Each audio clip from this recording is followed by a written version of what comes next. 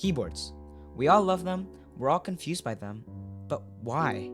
Because they're just so many. Number 1, the office keyboard. It's the one we all started out with, mushy, plastic, and probably found it on the side of someone's driveway for $2. And it's also the one your mom says works just fine, but you want an upgrade, so you go for the keyboard that will definitely upgrade your skills. Number 2, the mechanical keyboard, clicky, RGB, probably 60%, probably also from Razer. It's probably also the one your favorite YouTuber used and you think it's perfect. Number 3, Hall effect. This is the real gamer keyboard. It has a bunch of features like adjustable actuation, still a lot of RGB, and sounds almost just as good as a mechanical keyboard. But there's still one more tier. You thought Hall effect was the newest tier. No. What if I told you this next tier of keyboards is better, faster, more stable, and has more features than ever before? What's up everyone? My name is Clipster, and this is my review of the Monsgeek M1 V5 TMR.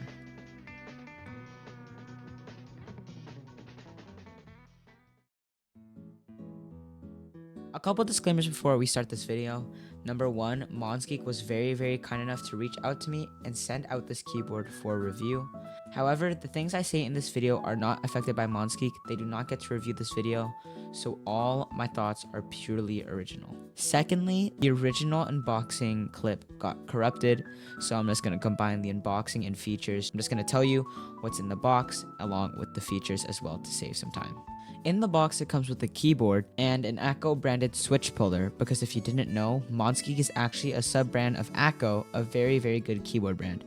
It also comes with an Acco branded keycap puller, the USB 2.4 GHz dongle, and also a cable and instruction manual. Other than that, that's pretty much the unboxing experience. In terms of features, this keyboard is just packed to the brim. I mean, just look at the amount of features Monsgeek listed on their website. Let's first start with the newest feature, TMR. TMR stands for Tunneling Magnetoresistance, which means nothing when you first hear it, but it's basically an upgraded Hall effect. It's a much more responsive, stable, and efficient version, and it makes it so that the sensor doesn't have to be right below the switch, which makes space for the second feature, MagMech. This feature makes it so that you can use both mechanical and magnetic switches at the same time. This is revolutionary for everyone in the keyboard space that always says that the trade-off of sound for performance on Hall effect keyboards weren't worth it. With MagMech, you can now only substitute magnetic switches for the keys that need it, like WASD, and then have mechanical on the rest. You can now have a keyboard that sounds great and performs great, and you don't even have to switch between different keyboards. Take a listen.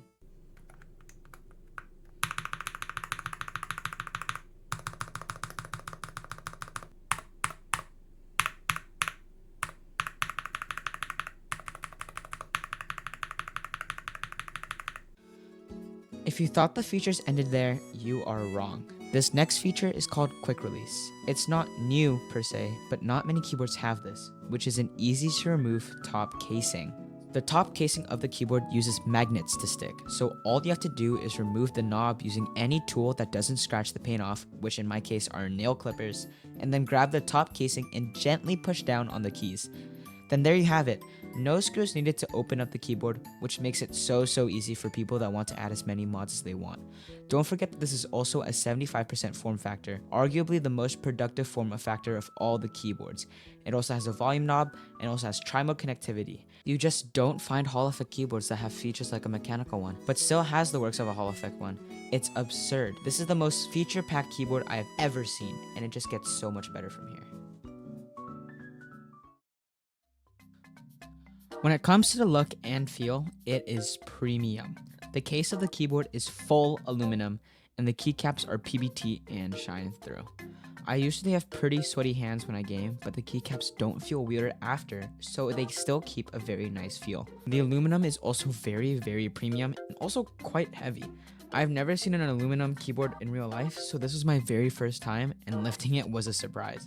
It's definitely very premium, but what I noticed is that the paint is quite easy to scratch off, so be wary about that whenever removing the top casing or the knob. Speaking of the knob feels very nice, with a nice tactile bump with each turn. However, the design of the keyboard I am not a fan of. There are a lot of budget keyboards that now use this design on their keycaps, where they do a gradient style and the letter legends are on the side. I hate these. Of course, these are just personal preference, like for example, my dad loves this, but I've just never been a fan. Monsgeek also offers a different design on their keycaps, which in my opinion looks so much better, but unfortunately it's in an ISO format. Other than that, I have really no complaints about the looks and feel. Next up are the RGB modes.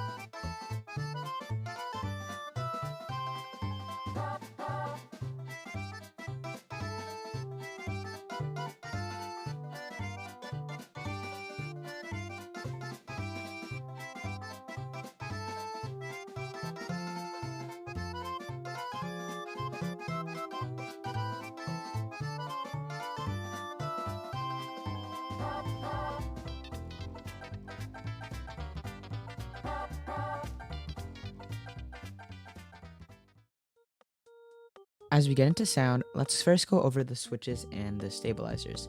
Now, the switches that the Monsgeek comes with has 3 options, it being the Acco Glare, Acco Astro Link, and Acco Astro Aim, which is the one that I have. The Astro Aim switches feel nice. Although they are pre-lubed, they are very smooth, but not as smooth as the KL Magnetic Gods on my last keyboard. There are very minor inconsistencies, but not any to worry about when buying this keyboard. These switches in particular sound really nice. It's like a mixture of thock and clack, and although it does sound good, sometimes on the way up, you can definitely tell that these switches are Hall effect. It has a weird plasticky noise, but you only hear it if you care enough about it, which I do. Overall, I think this sounds great for it being a Hall effect keyboard, as Hall effect switches are known to be a little bit loud compared to mechanical switches, which I noticed on my old one. However, this one is so well dampened that you barely notice a difference in volume. And lastly, before we get into sound tests, I just really want to quickly touch on the stabilizers. They are very nicely pre-lubed, as all Acco keyboards are. There are virtually no ticks or rattles, so all you can expect is the clean sound of the switch on each type. Here is the sound test of the keyboard.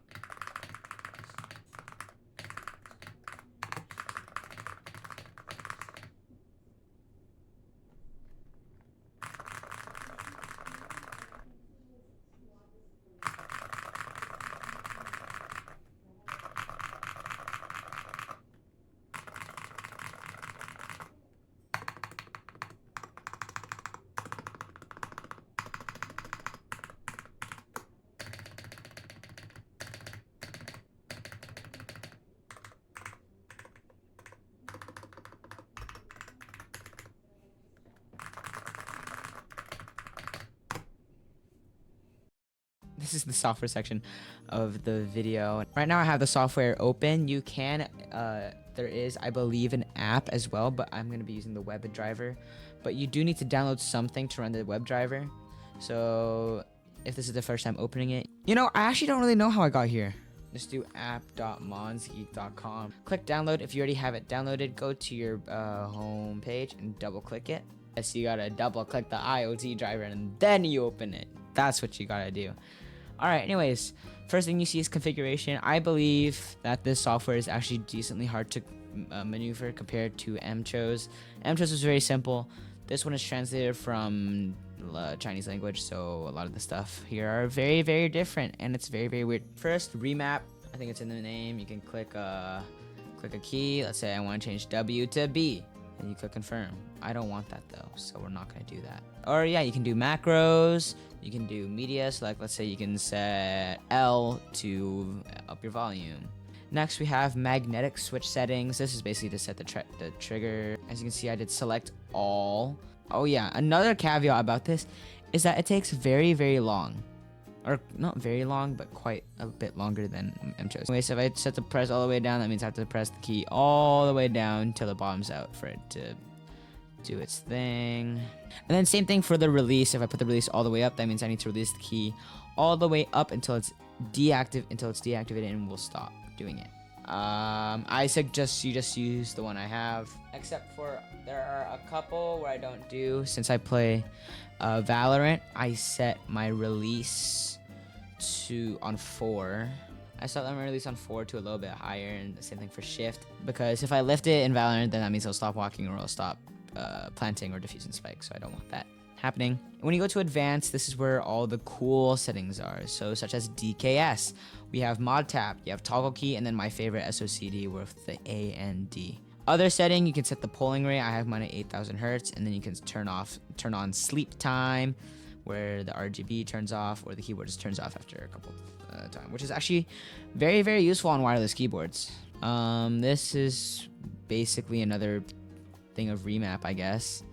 Yeah, it's just another remap section. Next, we have macros, where you can add your own macros, new, record, add, clear, blah, blah, blah. I haven't really tried because I don't use macros. Next, we have the RGB, which is called light, and you have a lot of RGB modes. However, they are named some really weird things. Like, I don't know what flowers blooming is. Very, very weird.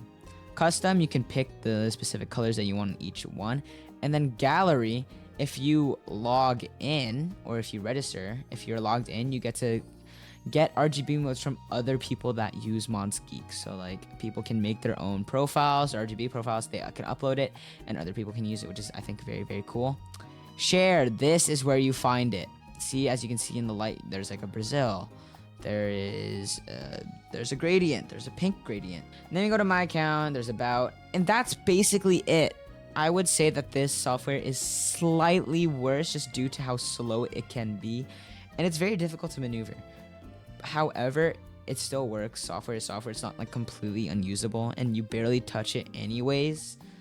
You only touch it for maybe the first day, and that's basically it.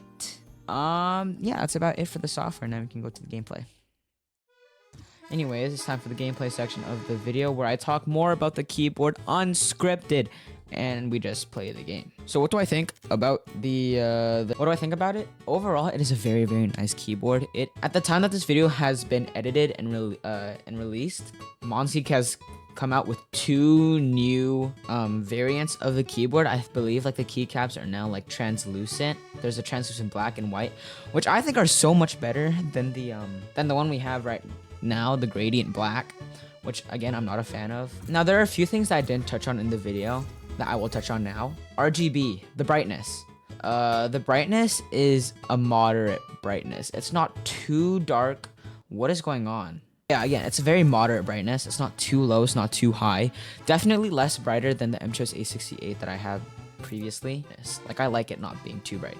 I adore that, because I don't really even like shine through. Oh, this keyboard is actually gasket mounted, which is actually not easy to do on Hall effect keyboards, but with TMR, that gives the capability of a keyboard to be gasket mounted and wireless.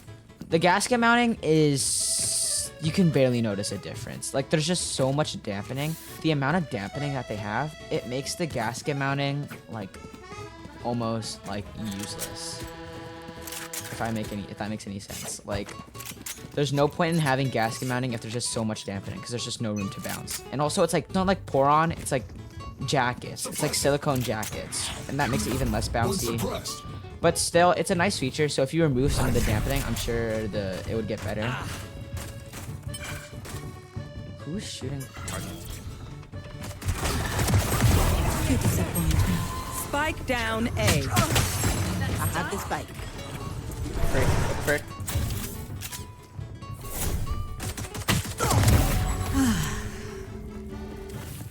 One enemy remaining. Okay, I low-key baited my team hella there. I did not entry, but it's okay. The gasket mounting, it's okay. 0N. Like, if you remove some of the dampening, or if you place a rapport on like gaskets, I'm sure it would work better. But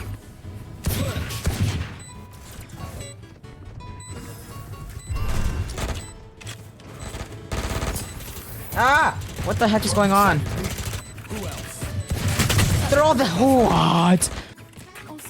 I'm running it down mid. I'm running it down mid.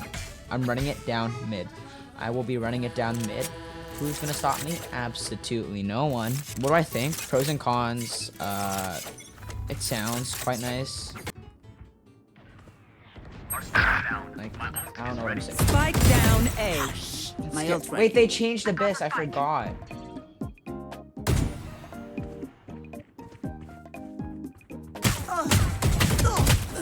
No! Pros and cons of this keyboard. I love the knob. I love the 75% layout. I love the switches. I love the stabilizers. The spacebar is the best part about that keyboard. Oh, good shot. I don't like the shooting sound. Why is it like that? But yeah, I don't have that many like cons.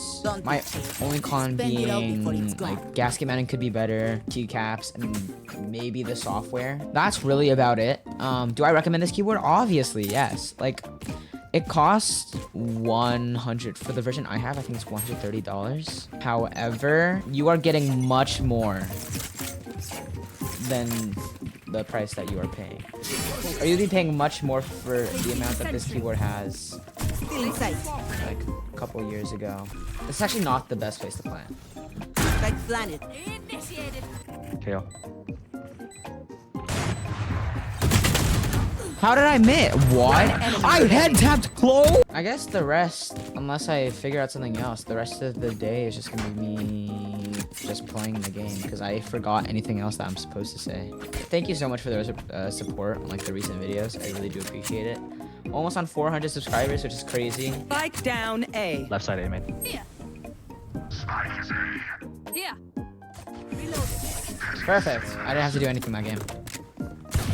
Ew! Yo, don't look at this, bro. Don't look. Yo, I got team MVP. Got team MVP getting 13 kills. Alright, guys. Let's do better this game, yeah? Reloading. Whoa! I'm waiting on an entry. Here we go. Careful now. Kill confirmed. Spike down B. One enemy remaining. Oh my gosh, Chamber, my goat. Spike planted.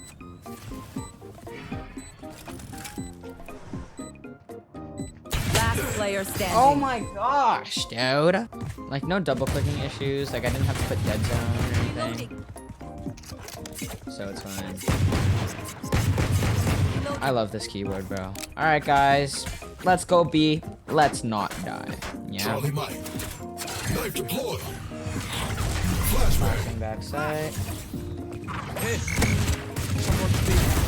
Oh yeah. Come on now.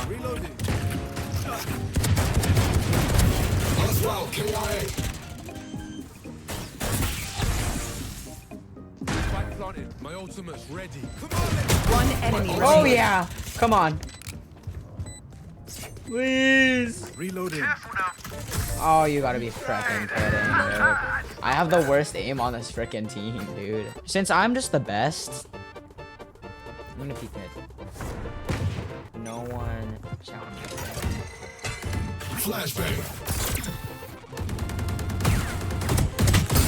Yep, told you. One more. Pick me one more time. Okay, never mind. Don't. Alright, guys, let's commit. You guys have the best aim. Oh my god! Let's go. Shutting them down. Too suppressed. Oh! You know what? No. I'm gonna peek mids. Oh my, I'm hacking! Oh. Too easy. Guys, this game is just... It's just too easy. Like, I'm just the best in the biz. Everyone, no one is better than me. At spike. Throwing charge. What the frick? One enemy remaining. Guys, what is going Spike on? down. Guys, I blinded everyone on my freaking team. I am not supposed to be on this game.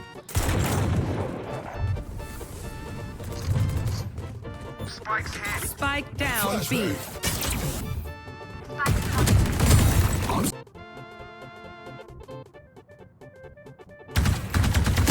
Whoa, what? Alright, guys, let's LOCKIN. Suppress it. No one walks away. Flash. Spike planted.